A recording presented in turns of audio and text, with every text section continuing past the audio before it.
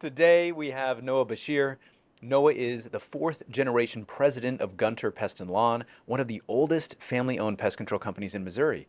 With a fleet of electric Tesla vehicles, a solar powered office and service garage, and several all natural and low chemical treatment options.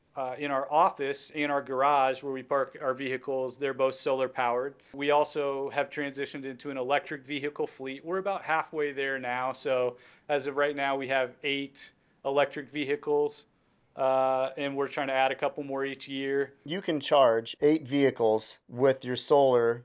And we park those in the garage that's solar powered. So, essentially, like the solar energy is what charges the vehicles. Do you see your margins expanding since you're using solar, or are those margins gobbled up? If you guys have noticed a tangible impact in either your marketing or your company retention from the transition to solar powered vehicles and more of the organic, or I should just say all natural switch to products. Welcome to the Bug Bucks Podcast, a podcast designed to turn you into a bug money millionaire. This episode is brought to you by Bug Bucks Plus, the #1 training and education platform designed to help you build and scale your pest control company. I'm your host, Eric Bassett, and of course, right next to me, Jay Klaus. What's up, man? I'm here. What's up, Eric and my bug bucksers?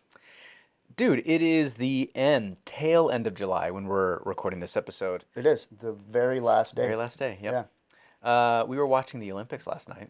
Yes, we were. It was awesome. Oh my gosh. So we've tried watching a lot of the events, but as of about a week and a half ago, the Klaus family we are diehard U.S. women's gymnastics fans. Oh, yes. I mean, big time gymnastics fans. We watched the Simone Biles documentary on Netflix the week before the Olympics. We're just chomping at the bit. And now we're experts. We're gymnastics experts.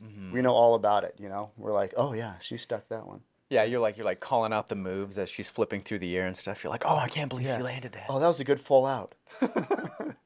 Well, what's crazy is that we were talking about this last night, that Simone is the oldest gymnastics competitor, right? In 70 years. Yeah, Yep. which is wild. Yep. And what's funny is that what's considered old in Olympics gymnastics makes me feel very Oh old. yeah. Yes. Because she's Like doing almost 20 years stuff that older. I will never ever be able to do. Right. Yeah. And I like to think that I'm kind of flexible and strong, but Well, she's also a good foot shorter than you. oh, she's 4'8". 4'8". Yeah. Yeah. We yeah. were trying to guess. We were making guesses on how tall these gymnasts were. And it's like, ooh, 5'1", 5'2". No, bro. Yep. It's like 4'7" to 5 foot. Yeah, it's crazy. Well, some of them are really tall. Like the Italian team, those girls are tall. But here's the other thing. So yes, Simone Biles last night. The U.S. women's gymnastics team won gold in the all around, and that was so awesome. In fact, when they played the national anthem and they were on the podium, me and Jack, my son, we stood up and we put our hand over our heart, and we were there. It was awesome. America, dude. Yep. Okay, and there's one other thing about Yeah. the U.S. women's gymnastics team. So we're sitting there watching the gymnastics, as it's getting underway at the beginning of the Olympics, and there's a girl on the team. Oh my gosh, what's her first name? Childs. Simone? Simone? No, not Simone. That's Simone Jordan. Biles. Simone This is Biles. Childs. Childs. It is Childs. Childs. It is Oh my Jordan. God. Jordan Childs. Yeah, Jordan Childs. So Jordan Childs, and she's amazing. And first of all, we were all sitting there. We're like, wow, that's like gymnast Brinley, because she looks Yeah. a lot like Brinley, your wife, right? And then we're looking, and it says Jordan Childs from Vancouver, Washington. And we were like, what? What? Vancouver, Local, dude. Washington, crazy. That's where we're based. And so Jana gets on Pest Routes on her phone, and I was like, hey, did we ever service? Like, were they ever customers? And they were. Love it, dude. Yeah. Jordan Child's family were customers of ours up until 2017. So it's been a while, but we used to service the Child's residents. We're famous, bro. We are famous. Not even by proxy. Like, that is just we're like we should have been Does on that the make you podium feel with more American? You know what's crazy? It does. And I don't know if there's anything can really make me feel much more. I feel very much American. Yes. But I'll tell you this, it's pretty wild that anytime we see somebody associated with Vancouver, Washington, Mm-hmm. or our area, we can look them up in pest routes, and so often there's somebody Oh yeah. that was like Napoleon Dynamite, John Yeah. Heater. He's a Yep. customer of ours. He's an active He's customer an right active now. customer. Yeah. Yep. Yeah. So Yeah. we're making Man. it big. We're getting famous by proxy. We've arrived, dude. We've arrived. Yep. Awesome. Well, today we do have an awesome guest. You guys are going to be stoked to hear from him. But before we bring him on, just want to remind everybody listening, the best way to receive new episodes is by subscribing to our show on your preferred podcast platform like Apple, YouTube, Audible, or Spotify. If you love the show, please leave us a rating and a review. Make sure to check out our Facebook group, BugBucks Plus. That is BUGBUX Plus. We've got over 4,400 other pest control owners in that group waiting to connect with you and share their thoughts. It's also the best way for you to share your feedback on our show and have your questions highlighted and discussed here on the podcast. So make sure you find us on Facebook and join the group already for the 5,000th time that I feel like I've said it. Today, Wait, hold on a second. oh, So yeah, sorry, yeah, sorry. go ahead. Speaking of 5,000, we just yesterday, I don't know if you're planning on mentioning this. Oh, we should mention this. Yeah. We just yesterday, we hit a benchmark with podcast downloads. Hmm. Yesterday, we broke the 100,000 download We mark, did. Freaking awesome, which is dude. awesome. Which for a niche Either niche way. Both. Yeah, either way is good. niche, not Nietzsche. Not that That's a different guy. one. But for a niche podcast, That's that's actually great. really great. Oh yeah, That's good. dude. That's Yeah. great. We're not. 100,000 downloads, Yeah. and all thanks to the listeners and the viewers. Yep. You guys made that happen. Yeah. So Okay, I'll appreciate shut up you now guys. because our guest is awesome. I can't wait to get started. Today we have Noah Besheer. Noah is the fourth generation president of Gunter Pest and Lawn, one of the oldest family-owned pest control companies in Missouri. Gunter was started in 1950 by Noah's great grandfather, and they have several team members who have been in the industry for 20 plus years. Gunter focuses on being as green and sustainable as possible with a fleet of electric Tesla vehicles, a solar powered office and service garage, and several all natural and low chemical treatment options. Many customers have been using us in their family for several generations, and we take pride in our service with a 4.9 Google rating. End quote from Gunter. Dude, Dude, awesome. several generations. Yeah, and then he also says here, before joining the family bug business, Noah worked for 12 years in marketing and advertising, and he oversaw social media for brands such as Four Seasons Hotel in St. Louis, Premier Protein, Dimetized Nutrition, Honey Bunches of Oats, Which is which is the the the best. best cereal on the If planet. with the blue box with the almonds, Mm. and Famous Footwear. Noah, welcome. I'm gonna give you the credit for the blue box with Honey Bunches of Oats with almonds. Uh, you don't have to tell us where you actually No, need that credit for was that. Noah's idea. You're That getting was that Noah's credit. idea. Yeah. Thank you, Noah. Yeah. You've made America a Hey better guys. place. Yeah, thanks for having me. Excited to talk about the bug business. Congrats on your 100,000 downloads. That's awesome. Yeah. Thanks, Thank man. you. Thank you. Yeah, it's Yeah. been kind of a wild ride, and dude, I am so excited. We've had lots of guests on the show, but nobody that has such a unique look at a company like this. You have an older company from 1950, multi-generational, Hmm. but then you guys have these new modern twists to it, right? So I'm having a tough time knowing where to start. How did you get into the business? Obviously, it's a family multi-generational business, but did you know that you were going to be in the business from the Yeah, beginning? good question. No, I didn't. So, it's I've been around it my whole life since my grandpa and my dad have run it my entire life. So I worked there kind of in the summers in high school and in college, just kind of like as a part-time job as a technician. I remember going in on the weekends on Saturday mornings. My dad would go in and do routing. Like that was before the automatic routing systems where you had to like look up the directions and write in the directions on every single job, print out the paper routes. So it was Oh a yeah. lot more work, to be honest. And so my sister and I would go in the basement, watch TV on Saturday mornings, get some, McDonald's breakfast across the street. And so I've been around it a lot, but I never thought I wanted to do it for my career, to be honest. So after college, I moved to St. Louis with my, future wife and built my own career in marketing and advertising, mostly social media based, as you mentioned in the intro. And honestly, it was going well, but in 2019, my dad and my grandpa kind of called a little family meeting, and they said they were looking to retire essentially. And so they said, we could either sell the business or, our first priority would to be to have Noah run the company, and they knew that kind of I was living in St. Louis, had no intentions of joining the company. But, the more I worked in kind of the corporate sector, kind of the more burned out you get. When you look around, you see no one around there is from that area, right? They all relocate, year after year, or there's a lot of layoffs and things like that that are out of your control. And honestly, it was kind of appealing to maybe be in more control of my own destiny to help my family. And honestly, so we kind of talked about it, and I was like, you know what? If I could do this mostly remotely and not relocate full time, like this would be kind of a perfect fit. And so I feel like that's maybe a little bit unique for the industry. I'm sure we're not the only company where folks work in different areas, but that's kind of how I got into it. And it was also the very beginning of COVID. So I started in February of 2020. Oh my So gosh. with the first month after, there was like a citywide shutdown, trying to lobby to be considered an essential business. A lot of our commercial customers skipped services, canceled services. So it was jumping in, feet first.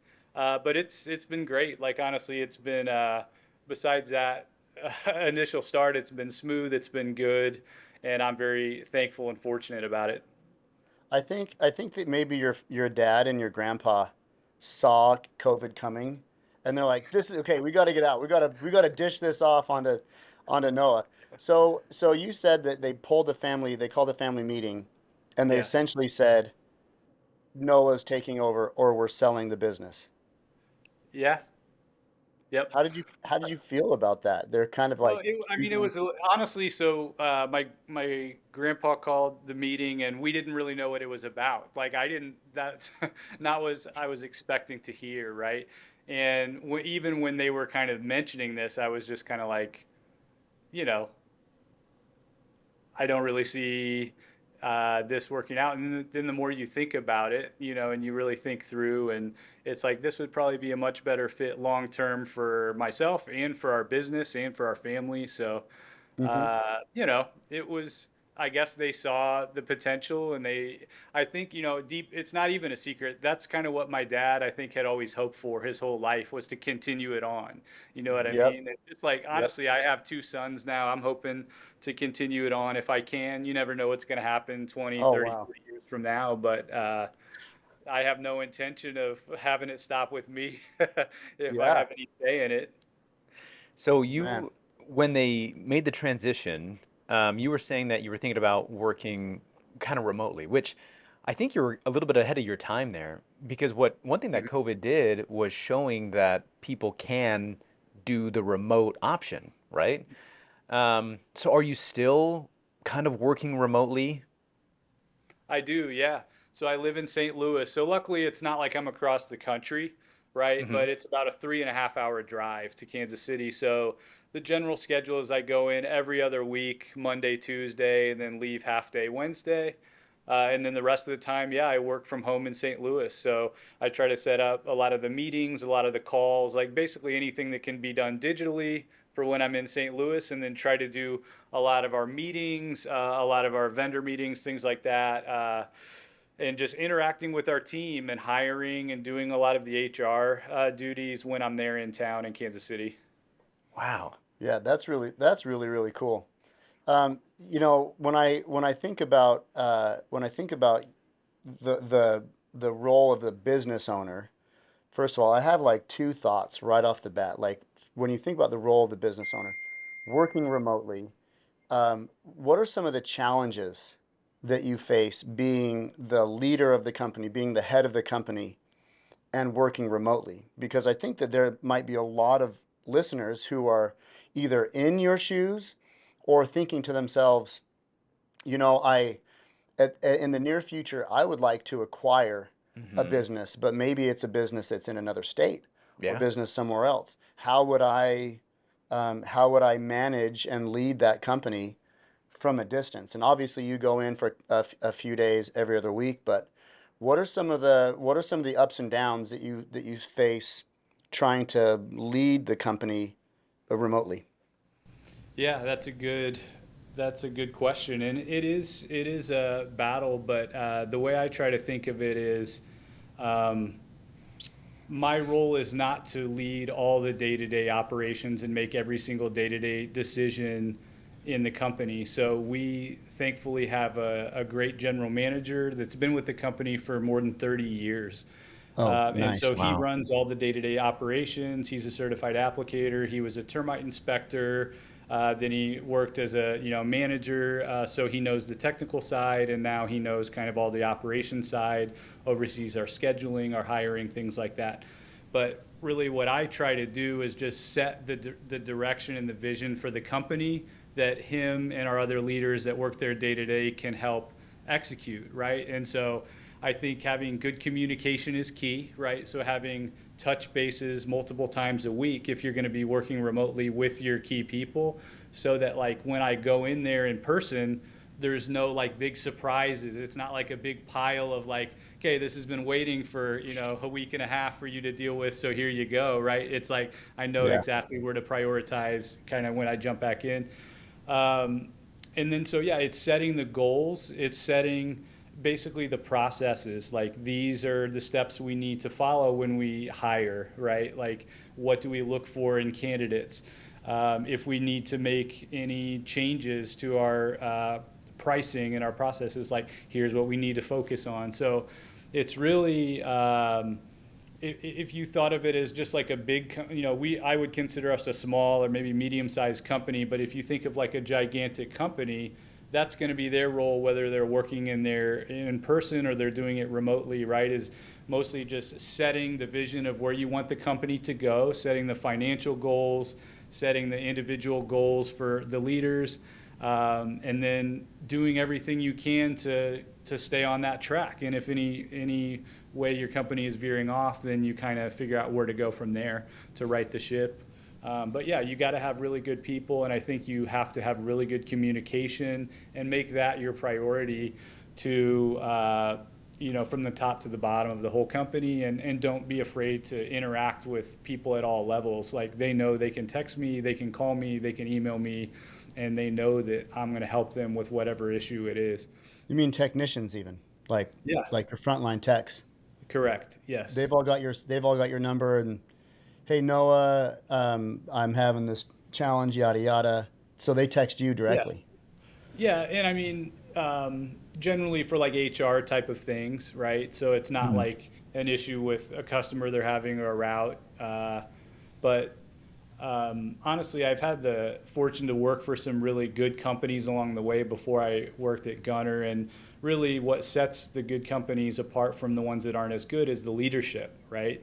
So the Right. Yep. companies that, that are the best to work for have the best leaders. And I've found the leaders that are willing to communicate with everybody, that are willing to give you the attention that you need, like that really makes a difference. And, that's very important to me. We have 31 employees, so we're not talking about thousands of people, but it's very important for me to know their families, know kind of everything about their personal lives as much as I can. And, so it's definitely like, that's a focus of mine.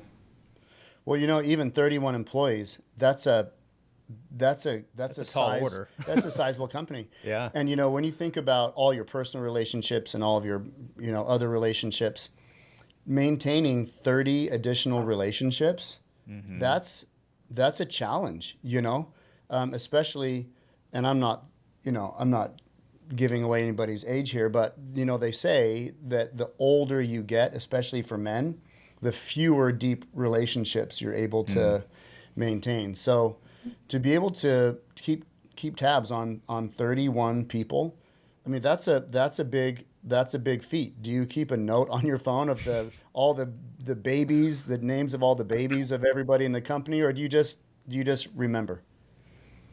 I mean, I just try to actually, if I'm talking with someone, to focus on what they're saying and listen. And no, I don't write, I don't have a written list of everyone's spouse names and baby names, but like, in my opinion, it shouldn't be kind of like a one off thing. Like, it should be, we have events throughout the year. So every few years we take our team on all-inclusive trips. So like in January, we're everyone and then a guest, everyone in the company plus a guest. We're going to Dominican Republic for a week, Oh, wow. all expenses paid by the company. Whoa. So like I interact with their spouses for a week, right? And so I've done that now a couple times. So, um, but those are the things that are important, to be honest. And then another way to kind of execute that is I try to set up lunch with everyone on our team twice a year. So Hmm. essentially, I just every day that I'm in Kansas City try to set up a lunch. So it's just part of the routine, and then we add it to technician schedules or people in the office schedules, and that helps you get to know them too, and where you're not just focused on work the whole time, but where also they can express issues or things they're dealing with their equipment or their vehicle, or things that maybe they just don't want to express day to day. And so it's important for me to kind of take that in, and I will take notes in those situations to be like, all right, we got to get this guy a new BNG or his flashlight or whatever the case might be, if it's a personal issue, and just try to solve it as best we can. I think Wow. it's awesome that you're putting all of this intentional effort and care and consideration into the relationships with your people, because I'm here every other week. And we were talking about this in a previous episode that I have a house in Boise, and obviously we're in Vancouver, Washington, so I'm kind of back and forth. Mm-hmm. And I've in the past kind of struggled with the idea of, what type of involvement makes the biggest difference for your people. Is it quality time, like the quantity of time that you're there? Is it just the quality of time, even if you have to spend limited amount of time? Hmm. And I think when I ask myself the question, and I've looked at it before, it sounds so obvious, right? It's not about how much time you spend with your people. It's about the quality of the time that you spend with them, right? And the impact that you have and how they feel and perceive the relationship that's there. And so that's something I've been focused on. I feel like Jake and Jana are kind of focused on something similar, which is okay, as we evolve in our roles as owners and leaders in the company, how do we maintain the quality of those relationships? You Yeah. know, and how do we, for all the right reasons, how do we maintain our influence over the direction and vision of our company? And I wanted to ask you, you kind of walked into this situation with a general manager who had the experience already. He was kind of there in the mix, and obviously, I'm sure your dad and your grandpa respected that guy and wanted that guy to be there. How do you feel like you and him are pretty well aligned when it comes to the culture of the business? Is he the guy that communicates and maintains the culture and the vision for your company to all the other employees, or do you still feel like that's on your shoulders? Well, it's both, yeah, and I think it's important to be as aligned as you can, because I'm not there every day, right? So like if technicians are clocking in and out, they have a question or an issue, I have nothing to do with that interaction, right? Like there's nothing I Mhm. can possibly do. So I think the key is in that situation communicating with the general manager or the leader that's going to be interacting with your team in the way that you want him to interact with them, right? So give them attention, like make sure they're very heard, make sure that if they have issues that you're actually working hard to try to solve it, or at least talk about it as best as you can. But yeah, to be honest, like so I feel like we've had a great company before I joined it, right? And so really what I've tried to focus on is just getting us a little bit more organized and a little bit more direction, if that makes sense. So less, Mhm. okay, let's, change, this thing here or there just because we think reactionary, if you will, but let's be more proactive to say, here's where we want to go this year.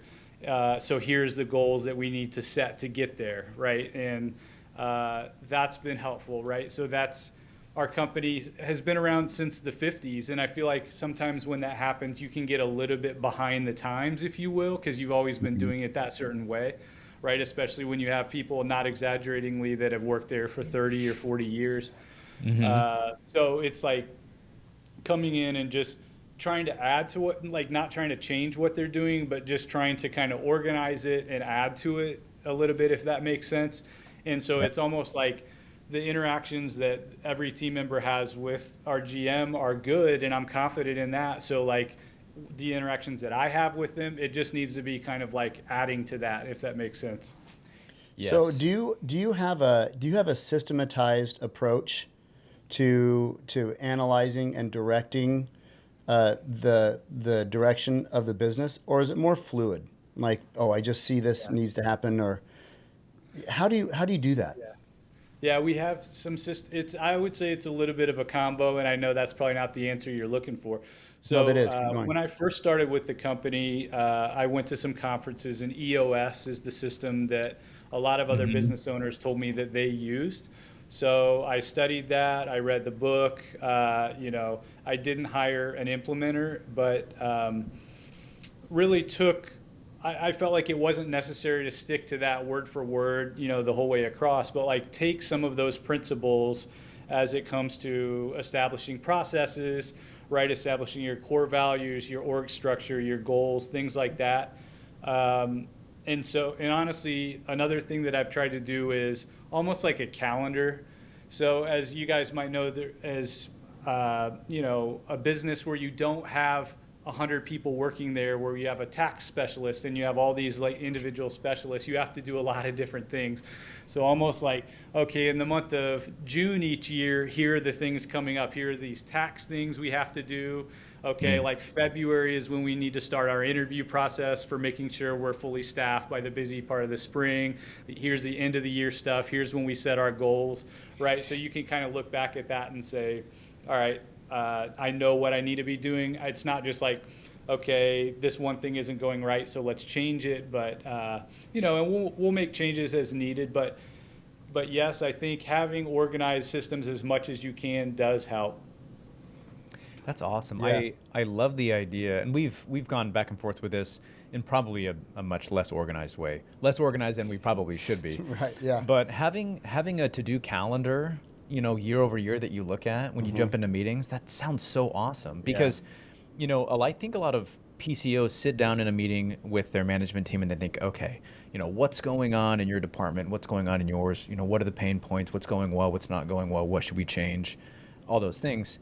And it'd be really nice to just kind of peek over at a calendar or at a list even and say, okay, so it is July, right? Or it's August. Mm-hmm. Like these are the things that we've identified year over year that we need to make sure we execute on in August, Right. right? Ba ba ba ba ba ba ba. And then all the team members get to pick and choose what thing they have control over Totally. and then take ownership over that. And then that becomes their lead measure until Mm-hmm. the next meeting, right? Yep. That'd actually be really awesome. So no, we're probably stealing some of that from Yeah. you. No, if you wouldn't mind writing a book on how you lead Gunter, then just give it to me and Eric, and Yeah, we'll proofread it, and we'll then give you a shout out on the Yeah. podcast.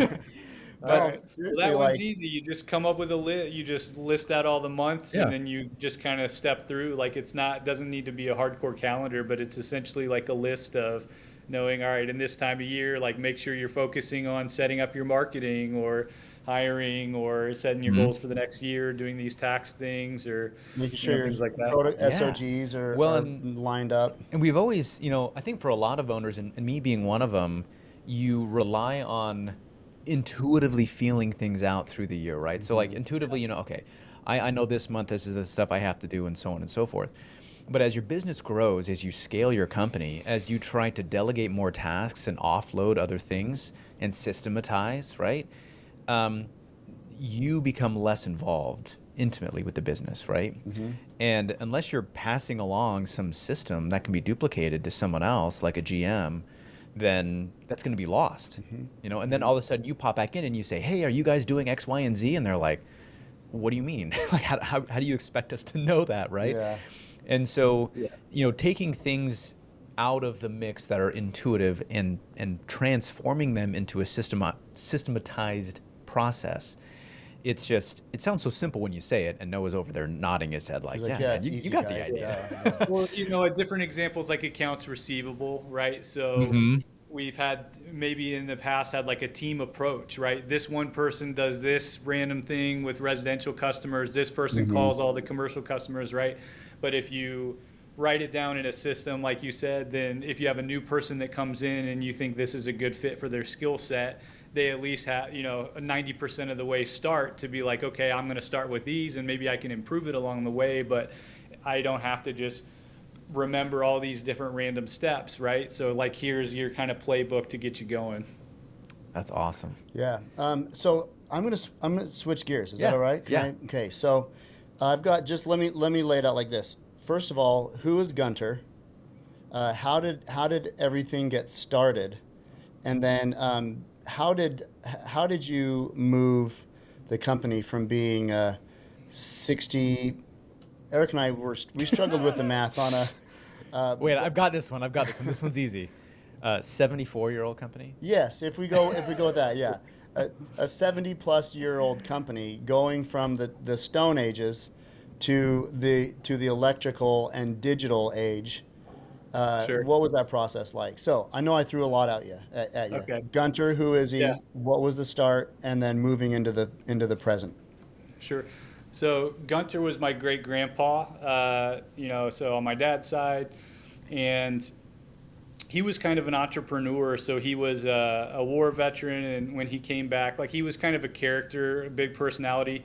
He started a candy company, and so he claims that he started the peppermint patty. So my grandma is Oh. Pat Besheer. So I really don't have a way of kind of validating You that, mean to the be York honest. peppermint That's patty? yeah, like that's the company or that's the family story, that he's always told. Apparently, named it after his daughter, who's my grandma, Patty. Yeah. Okay. And so so he was doing the candy company, and then essentially his cousin had started this pest control company, and so he was like, "Can you? I'm a little bit too busy. Can you join me?" And so my great grandpa joined him, and they kind of were a team. And I think his cousin ran into health issues, and so then he started doing it on his own. And now he was in his late 60s, like when he started this, right? So that's kind of maybe the reason that we have a fourth generation company already is he was, in his 60s. And so he just, then it became word of mouth, and he got more and more customers, just word of mouth, and he had to start hiring people. So he hired 3 or 4 different people, over like a 10-year period. And then my dad would ride along with him kind of on the weekends just to kind of hang out with him. And so he'd go in and like entertain the customers as my great grandpa would do the work. And he was like, man, this is what I want to do. So my dad knew, from the time he was a kid that this is the business he wanted to get into. But essentially, when my great grandpa was ready to retire or physically kind of unable to keep doing it, my dad was still late in high school. And so basically, they recruited my grandpa, so my dad's dad, to step in and help run the company for a few years till my dad was out of college. And so that was, let's say early 70s essentially. And my grandpa was a lawyer by trade, so he worked as a lawyer for like life insurance company and a couple different other bigger companies. And so, but then my grandpa just kind of stuck around, stuck around with my dad, and the two of them have run the company for the last, I don't know, 45 years, I think is the math. Oh man. Kind of side by side. My grandpa tried to retire when he was in his late 60s and left for like a week and then came back, and then he's been there for 30 more years. Right. uh, Yeah. so, so now, basically when I first started in 2020, my dad and my grandpa were still coming in most days of the week, and they've just transitioned out. And now both of them might come in here or there, but don't have any really responsibilities. It's just more of they enjoy it. Honestly, they enjoy being around our team and kind of being involved. And then so in terms of how have we transitioned to become more tech savvy along the way, um, man, so that's something that I think just when you have a fresh face come in, which that was me, I guess in 2020, you start seeing like, oh man, we could make this change, and here's would be the improvement, right? So uh, really over the past several years, we've changed from kind of a paper routing system to probably something similar to what you guys use. We use Brio Stack for our Mhm. scheduling and routing and billing and payments and everything like that. And then really the green and the eco-conscious piece is because honestly, our industry kind of gets a bad rap. So you'll see, I'm sure, on the Facebook pages and Nextdoor and everyone just saying like, oh, they're spraying and they're harming pets or kids or pollinating insects, things like that. And so our industry somewhat gets that reputation, whether it's fair or not. Obviously, all companies don't operate that way, but some probably do that, make that kind of a worthy opinion for some people to have. So really, we wanted to just flip that reputation and say, we can operate, we can take care of people's bugs. We also do lawn care. We can get people great lawns without polluting the environment and minimizing our carbon footprint. So we have in our office, in our garage where we park our vehicles, they're both solar powered, right? And so all that solar energy honestly offsets the power in the garage, like the energy bill that we get. And then so we also have transitioned into an electric vehicle fleet. We're about halfway there now. So as of right now, we have 8 electric vehicles, and we're trying to add a couple more each year. And we park those in the garage that's solar powered. So essentially, like the solar energy is what charges the vehicles. So you can charge. Okay, so I know nothing about solar. That's why I'm in pest control. Yeah. But so you can charge eight eight vehicles with your solar. I guess it's pretty sunny there in Kansas City, right? It is most of the years, and you position the panels, in the direction where the sun's going to hit. So Mm-hmm. the solar between the two buildings, so our office and our garage, pretty much offsets the energy bill from the garage where we park. So we have Wow. 6 excuse me, electric vehicles in the garage, and then 2 of them guys that live farther away take those home and they charge them at home. So Um, did you guys outfit their homes with solar in order to make that work? Or yeah, are they just so they have the kind of what I would call the medium grade charger, if you will. So Hmm. it's not as fast as the ones that we have in the office, but they can plug it into like essentially the dryer outlet, like an Oh, outlet that you yeah. 220. use for your dryer or your oven or things like that. And Mhm. so it's more than fast enough to charge overnight. And Got it. generally, like we try to route in a way where they're not driving, 200 miles in a day. They're So closer to there where they live. Mhm. correct. Yep. Wow. Okay. So what kind of do you see your margins? Do you see your margins expanding since you're using solar, or are those margins gobbled up in other ways? Like, has that been hmm a money saving, business growing move for Yeah. you? I mean, that is a good question, and I wish I had a more specific answer on that. So you have the gas savings, obviously. Hmm. So the cost of charging is about a quarter of what it is for gas. So like if you look at the miles driven, so that helps, especially with the Teslas. The maintenance is pretty much nothing. They don't require oil changes, so you just have to change the tires. They do go through tires a little bit quicker than regular cars.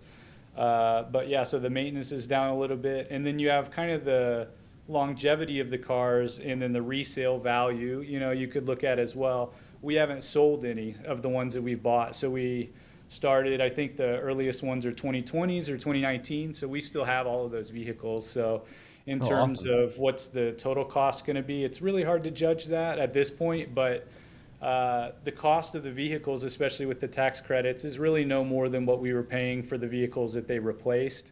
Dude, no brainer. Uh, and I feel like, maybe not so much now where we're transitioning in society to have that be more mainstream. But 2 or 3 years ago, there weren't any other companies in Kansas City that drove Teslas as their vehicles, and maybe there still isn't. So it's a little bit of a PR play. And, Oh yeah. we can put it on our website and it's legitimate, right? We're not using gas. Like, we are solar powered. And then, I know you brought it up, but we have different green treatment options as well. So, it's not anything that's unique to our company, but we don't do liquid termite treatments anymore where we're pumping, hundreds of gallons of chemical around the home. We're doing bait stations where there's no Mhm. chemical in the ground. All natural mosquito options. The products are made with essential oils. We offer traditional treatments too, but like a lot of our customers ask for those products. And so we try to offer those as as long as it's something that we feel is going to actually do the job. That's important. So we've Yep. tested some products that maybe we didn't feel great about, but the ones that we offer, we do feel good about in terms of how they impact the environment and how they'll do the job that they're hiring us to do, get rid of their bugs, et cetera. I'm sure Gunter is incredibly proud of Yeah, where you've taken the company, right? it's got to be. I Well, mean, Gotta I be. hope so. I hope so. My grandpa tells me that a lot, but he's a nice Right. guy. So yeah, Good. well, and even if, and I'm thinking about just the transition from, the traditional fleet. I mean, I'm thinking about all the different vehicles that have gone through over the years, right? Mm-hmm. You imagine the Ford Rangers, Yeah. the The F-150s, the Nissan envy. Frontiers, the Tacomas, Yeah. all these other things. And then, we're as just a kind of as a country, we've got this big influx of electric hybrid vehicles. And even if this transition for you guys was to break even on costs, the vibe, the feel, the culture of the business, Yeah. and how your market perceives your company changed because of it, right? Yeah. So I wanted to ask you if you guys have noticed a tangible impact in either your marketing or your company retention from the transition to solar powered vehicles and more of the organic, or I should just say all natural switch to products. yeah, I mean, it's anecdotal. You could look at the financial performance of the company and say, well, it's because of it or it's in spite of it, right? It's Uh-huh. really kind of hard to tie that to like, do we have way more new customers because we have done these things? That's hard to say if I'm being honest. Hmm. But I do think it does help when you go into a customer's home and it's a conversation piece, right? Like they ask the technician, "Oh, how's that Tesla? Like, is it really charged in, the garage with solar power and things like that?" And it's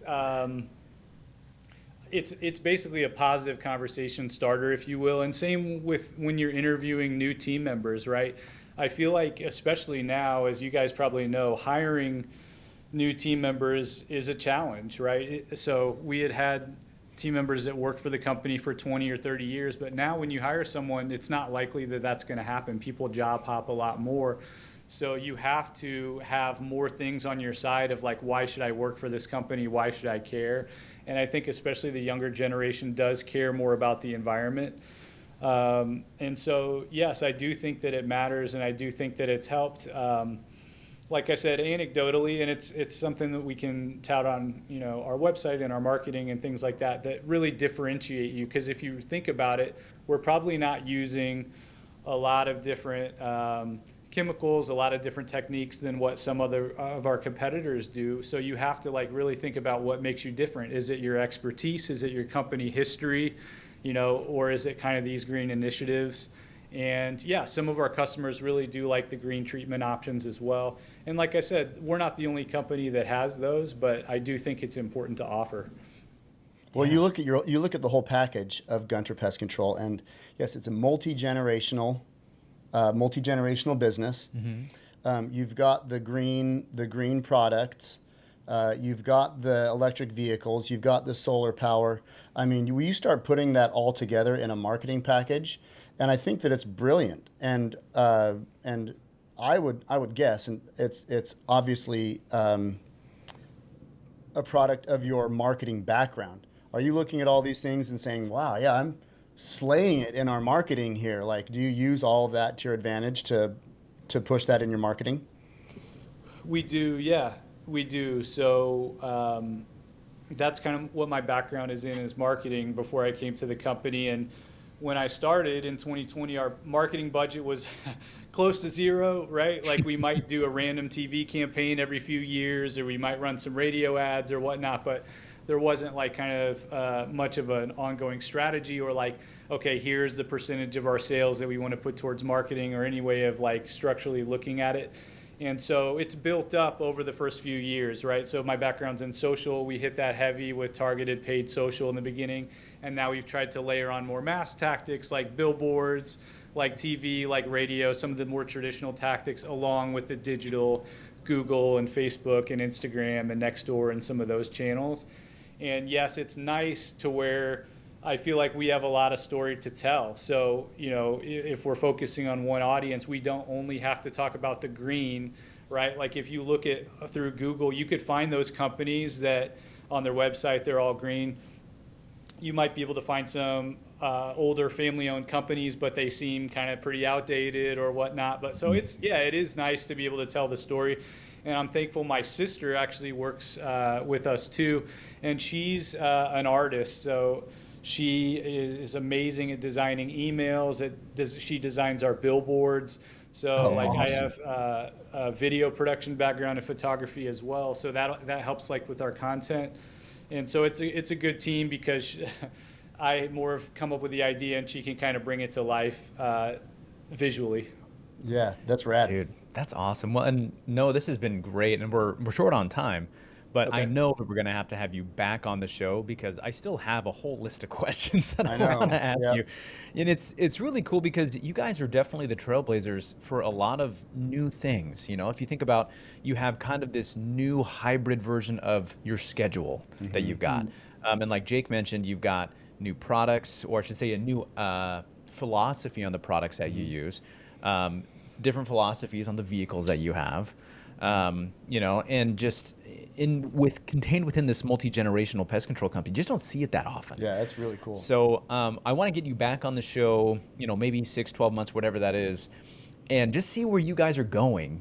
There are companies that we come across that are really fun to follow, Hmm. and I feel like your company fits that vibe. Yep. So Yeah, well, thank you thanks so for much, saying that. Noah. This has been fun. I love talking about bugs and our family and our company. So yeah, thank you so much for having me. Yeah, Yeah. no, it was great. Great having you. Absolutely, dude. Yeah. And of course, for everybody else that has been listening in, we appreciate you guys. If you have a coworker, a manager, or an owner who could benefit from listening to this episode, the best way to say thank you to us is to share this episode with them. If you haven't joined the Facebook group yet, go find the group and join Bug Bucks Plus. Lots of information and great connections there. And if you have a topic you want discussed on the show, drop it in the group. As always, this episode is brought to you by Bug Bucks Plus, the #1 training and education platform designed to help you build and scale your pest control company. Visit bugbucksplus.com to sign up and start building today. And don't forget to subscribe. Thanks again for listening in, and until next time, keep building those pest control companies. You're listening to the Bug Bucks Podcast, hosted by Eric Bassett and Jake Klaus.